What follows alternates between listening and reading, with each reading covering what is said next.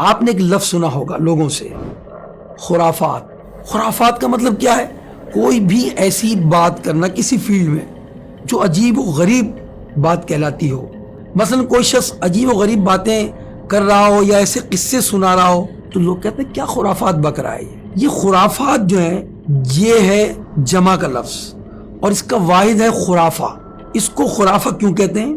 خرافہ بنی ازرا قبیلے کا ایک شخص تھا، اسے جنات پکڑ کر لے گئے تھے، وہ ایک عرصے تک جنات کے درمیان رہا، پھر وہی اسے انسانوں کے پاس چھوڑ گئے۔ اب وہ واپس آنے کے بعد وہاں دیکھے ہوئے عجیب عجیب قصے سنایا کرتا تھا۔ لوگ اس کی عجیب باتیں سننے کے بعد اسے خرافہ کا قصہ کہنے لگے۔ قدرت کی طرف سے یہ طاقت ہے کہ وہ انسانوں کو اٹھا کر بھی لے جاتے ہیں اور لوگوں سے پوشیدہ کر دیتے ہیں، جی ہاں، لوگوں کی نگاہوں سے اوجھل کر دیتے ہیں۔ ایسا ہی واقعہ اولیاء اللہ کے سردار سیدنا شیخ عبد القادر جیلانی رضی اللہ تعالیٰ عنہ کے زمانے میں بھی پیش آیا۔ ایک مشہور کتاب بہجت الاسرار، بہت مستند کتاب ہے۔ اس کتاب میں عبداللہ بن احمد نامی ایک شخص کی بیٹی کا واقعہ موجود ہے۔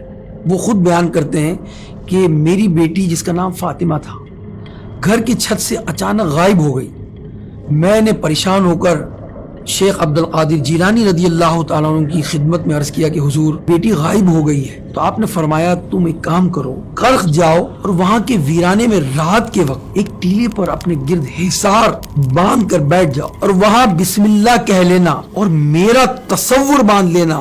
سیدنا عبد القادر جیلانی فرماتے ہیں میرا تصور باندھ لینا، سحری کا وقت جنات کا بادشاہ حاضر ہوگا اور وہ تم سے حاجت پوچھے گا، اس سے کہنا مجھے شیخ عبد القادر جیلانی نے بغداد سے بھیجا ہے، تم میری لڑکی کو تلاش کرو۔ میں نے شیخ عبد القادر جیلانی کے بتائے ہوئے طریقے پر عمل کیا۔ رات کے سناٹے میں خوفناک جنات میرے حصار کے باہر سے گزرتے رہے۔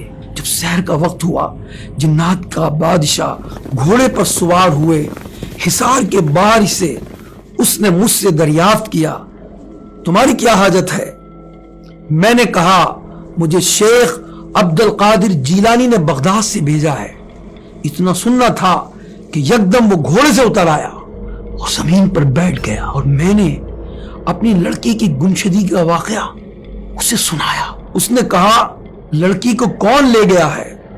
چند ہی لمحوں میں جنات میں سے ایک چینی جن کو پکڑ کر لے کر آئے کہ اس نے فاطمہ کو اٹھایا ہے۔ جنات کے بادشاہ نے کہا کہ اس کا سر قلم کیا جائے، اس کی بیٹی اس کے سپرد کی جائے اور مجھے میری بیٹی کو دے دیا گیا۔ اللہ پاک ہمیں اور آپ کو جنات کے شر سے محفوظ فرمائے۔